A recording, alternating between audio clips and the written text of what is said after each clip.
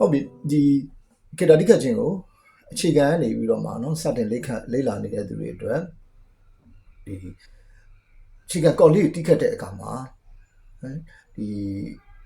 တတိထားပြီးတော့မှနော်ဒီကိုယ့်ရဲ့ကေတာအတန်အတွက်လည်းကောင်းဖို့အတွက်တိခတ်ရမယ်ဒီအပိုင်းလေးတွေကိုလေ့လာကြည့်အောင်ဥပမာခုမှစတင်ပြီးတော့တိခတ်မဲ့တွေအတွက် C major chord ကိုတိခတ်မယ်ဥပမာ C major chord ကိုတိခတ်မယ်ဆိုရင်ဒီမှာcop chat နဲ့တွဲပြထားတယ်ပေါ့နော် okay cop chat မှာ6ကျိုးနေရာမှာကြက်ချီကလေးပြထားတယ် okay ဒါဆို C major open position cop တိခတ်တဲ့အခါမှာ6ကျိုးလွတ်ကျိုးကို6ကျိုးတန်ကိုသူကဒီ open string မပေါအောင်လို့ဘယ်ဘက်လက်မလေးကဒီလိုလေးထိရမယ်ဆိုတဲ့ပဲ mute လုပ်ရမယ်ပေါ့နော်ဒီ6ကျိုးက muting string လို့ခေါ်muted string ဖြစ်ရမယ်ပေါ့နော် mute လုပ်လိုက်မယ်ပေါ့6ကျိုးကို mute လုပ်ဖို့အတွက်ဘယ်ဘက်လက်မက6ကျိုးပေါ်မှာဒါလေးထိလိုက်မယ်အဲ့တော့ cop ကိုင်တဲ့အခါမှာလက်မကြီးကဒီလိုမျိုးကြီးဖြစ်နေမယ်အမျိုးကြီးဖြစ်နေမယ်ဆိုရင်ဒီအစမပြေဘူးဒီလက်မ6ကျိုးလေးပေါ်မှာအသားလေးထိအောင်လေးထိထားလိုက်ရင်အတန်မြစ်ဖြစ်သွားတော့တွေ့ရလိမ့်မယ်အဲ့တော့ cop တန်လည်းရှင်းရှင်းလင်းပြပြသားထွက်လာတော့တွေ့ရမယ်တကယ်ပြီးများ6ကျိုးကိုမြစ်လုံးထောင်လက်မကြီးရတယ်လို့မျိုးကြီးဖြစ်နေမယ်ဆိုရင်ဒီလိုမျိုးဖြစ်နေမယ်အဲ့တော့ beginner အနေနဲ့ guitar chord တွေတီးခတ်တဲ့အခါမှာ chord ချက်မှာပါတဲ့ဒီကြက်ချီကပြထားတဲ့နေရာလေးတွေကိုဘယ်ဘက်လက်မလေးနဲ့ထိပြီးတီးခတ်နိုင်ရင်ပို့ပြီးတော့ဒီနားထောင်ရတာကိုတီးခတ်လိုက်တဲ့အတန်ပို့ပြီးတော့ကြီးလင်း chord တန်ကြီးလင်းကြားတာတွေ့ရမှာ A minor ဆိုလဲလို့ပဲ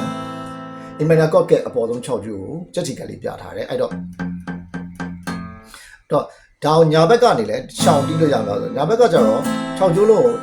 strumming ပေါ်မူတည်တာပေါ့နော်ဒီဘယ်လုံးမှဒီmute လောက်ရမှာကြိုးလို့ရှောင်တီးပြီး avoid လုပ်ပြီးတော့တီးဖို့မလွယ်အဲ့တော့ဘယ်ဘက်ကပဲဒီ mute လောက်ရမှာကြိုးတွေကိုဘယ်ဘက်ကလက်မလေးကထိအောင်လေးထိပြီးတီးထားရင်နားထောင်လို့ကောင်းတယ်တွေ့ရမယ်အမှ D minor လို့ cop မျိုး D minor လို့ cop မျိုးဆို6ကျိုးရော5ကျိုးရောကို mute လုပ်ဖို့ cop ချက်မှာပြထားတွေ့မယ်ဒါ6ကျိုးနဲ့5ကျိုးကိုအတန်ကို cop D minor cop တီးခတ်လိုက်တဲ့အခါမှာမပါဝင်စေဖို့အတွက် mute လုပ်ပါဆိုပြီးတော့ပြောထားတယ်ပေါ့အဲ့တော့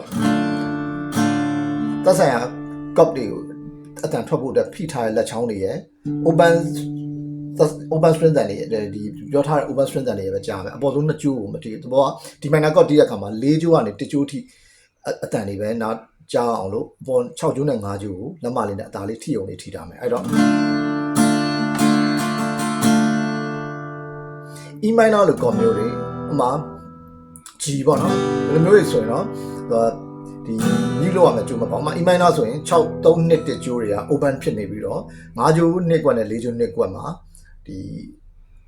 ဖိထားမယ်အကော့အတန်ထွက်ဖို့တက်ဖိထားမယ်အဲ့တော့မြည်လို့ရမယ်ကြိုးမပေါ့ဒီလို chord တွေကတော့ဒီမြည်လို့ရမယ်ကြိုးမပေါ့အဲ့တော့ G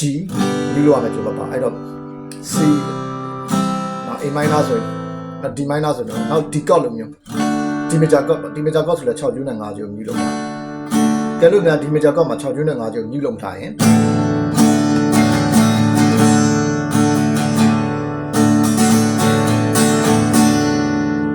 မြည်လို့ပြီးတော့ဒီမှာဆိုရင်